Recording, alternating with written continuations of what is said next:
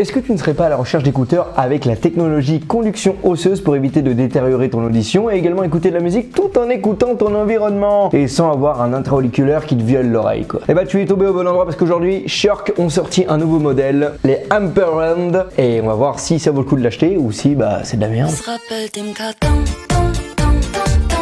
Si, à quoi ressemble la boîte? Donc vous pouvez voir le bonhomme avec les écouteurs sur les oreilles et ça ne rentre pas directement sur l'oreille. Oui, parce que c'est la technologie à conduction osseuse. La marque du produit avec le modèle. À l'arrière, on a les spécificités avec la couleur. Oui, moi j'ai choisi la couleur bleue parce que j'aime le bleu et j'ai les yeux verts bleus, donc c'est assorti à mon visage quoi. Tu vois ce que je veux dire? Donc honnêtement, la boîte fait vraiment premium. On a l'impression d'avoir un produit Apple entre les mains alors que ce n'est pas un. Moi j'y vais avec les ongles parce que comme d'habitude, je suis tête en l'air et j'ai oublié mon couteau. Pourquoi chercher compliqué alors qu'il y a simple? Il suffit de mettre le petit doigt là comme ça là et hop tu tires dessus là.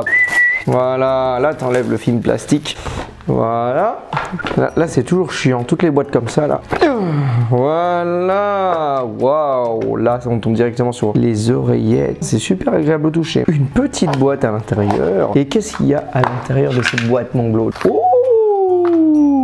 Un petit sachet de transport, ça c'est pas mal. Et à l'intérieur nous avons le câble de rechargement, donc à ne pas perdre parce que si c'est pas en USB Type C, si tu le perds bah tu l'as dans le cul mon glaude, c'est à dire que tu ne pourras pas recharger ton oreillette. Ensuite nous avons la notice d'utilisation, le guide de démarrage et je pense que c'est tout. Là rien plus rien à l'intérieur et après bah t'as juste à mettre tes écouteurs ou ton casque, je sais pas comment on appelle ça, à l'intérieur et hop tu le fermes, bah t'as plus qu'à le mettre dans ton sac. Ça va juste ici, regardez, hop comme dans du beurre, ça rentre super bien. Alors niveau design honnêtement je trouve que c'est super beau, c'est quali. En matière on a une sorte de caoutchouc assez doux au toucher. Donc là on a une tige flexible justement pour pouvoir la mettre sur les oreilles. Sur chaque oreillette nous avons le logo de la marque. Sur l'oreillette plus précisément, ici nous avons un bouton multifonction et je pense que aussi c'est le bouton on-off. Ici nous avons le bouton volume plus moins et power ainsi que le port de recharge. C'est une technologie que je ne connais pas donc après quand je mets sur les oreilles c'est censé aller comme ça. Bah en fait ça a l'air de tenir, tu vois quand je bouge la tête. C'est moins dérangeant que les intra-auriculaires mais vu que j'ai pas l'habitude d'avoir ça, en fait j'ai l'impression de mettre des lunettes mais à l'envers. Ma première impression quand je les porte sur les oreilles, alors déjà tu vois c'est super léger. C'est pas lourd parce que c'est des écouteurs qui font 26 grammes donc honnêtement tu les ressens quand même parce que ça fait bizarre, j'ai pas l'habitude de porter ce genre de choses sur les oreilles. Comme j'ai dit, on a l'impression de porter des lunettes à l'envers. Niveau matière c'est agréable à voir avec le temps. Comment fonctionne la technologie à conduction osseuse, mon glaude? Contrairement à des écouteurs traditionnels qui vont eux utiliser des haut-parleurs pour transmettre les vibrations sonores dans l'air, et bah Shox utilise une technologie à conduction osseuse. Les conducteurs vont envoyer des vibrations à travers de la pommette et délivrer le son directement à l'oreille interne en contournant le tympan. Si ça contourne le tympan, ton audition sera moins détériorée qu'avec des intras. Ça te permet d'écouter ta musique tout en entendant tout en entendant ce qui se passe autour de toi. Et là je parle à tous les joggers qui mettent des intras ou des casques, tu vois, et toi tu es en train de faire ton jogging ou tu fais du vélo et le trou de balle là avec ses écouteurs, il est au milieu de la route, il comprend rien ce qui se passe parce que il se passe quoi? Il se passe rien dans sa tête à part qu'il a de la musique dans les oreilles. Du coup toi tu es derrière, tu essaies de le crier, de lui faire hey, oh, oh, oh, tu te dégages connard, et lui il entend rien, tu vois. Du coup tu commences à toucher, lui, il est comme ça, what? Qu'est-ce qui se passe? Qu'est-ce que je veux? Bah je veux que tu te tires mon pote parce que là je veux passer et t'es au milieu de mon chemin, ok? En termes de fréquence, ça descend jusqu'à du 20 Hz et ça monte jusqu'à du 20 kHz. Donc on est sur quelque chose qui va être assez basseux et j'ai hâte d'entendre ce que ça va donner parce que c'est pas les intras. Les intras, t'as quelque chose de basseux parce que ça te rentre dans l'oreille, tu vois. Et là, non, du coup, je sais pas comment ça va marcher. Et surtout que c'est une technologie que je connais pas. Il y a pas de trou pour les haut-parleurs. Parce qu'en sensibilité, ça va jusqu'à du 105 décibels plus 3 dB. Et il y a 2 modes d'égaliseur sur ces écouteurs.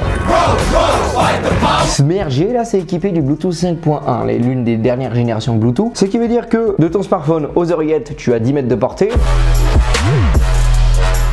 Là je suis sur Amazon Music, comme ça j'écoute la musique en Ultra HD, je pourrais vraiment me rendre compte de la qualité sonore de ces écouteurs. Et rien, faut monter. Alors déjà un truc que je remarque c'est fou. Là j'entends rien. Faut vraiment que je monte le son haut pour entendre quelque chose.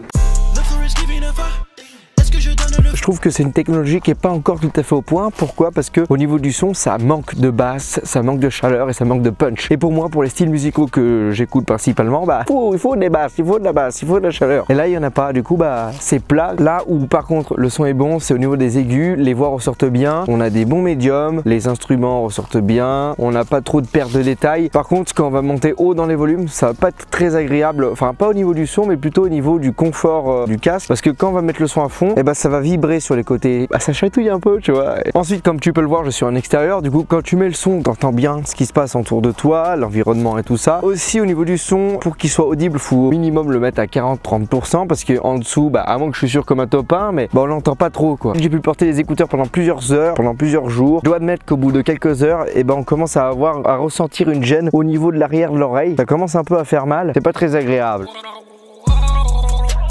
Ces écouteurs résistent à l'eau et à la poussière grâce à la certification IP67. Eh ben regarde mon glow, on va le mettre dans l'eau. Bon, faut pas faire de natation avec, lui. Mais regarde, oh putain, je prends la pluie. Regarde, ça marche encore mon glow là.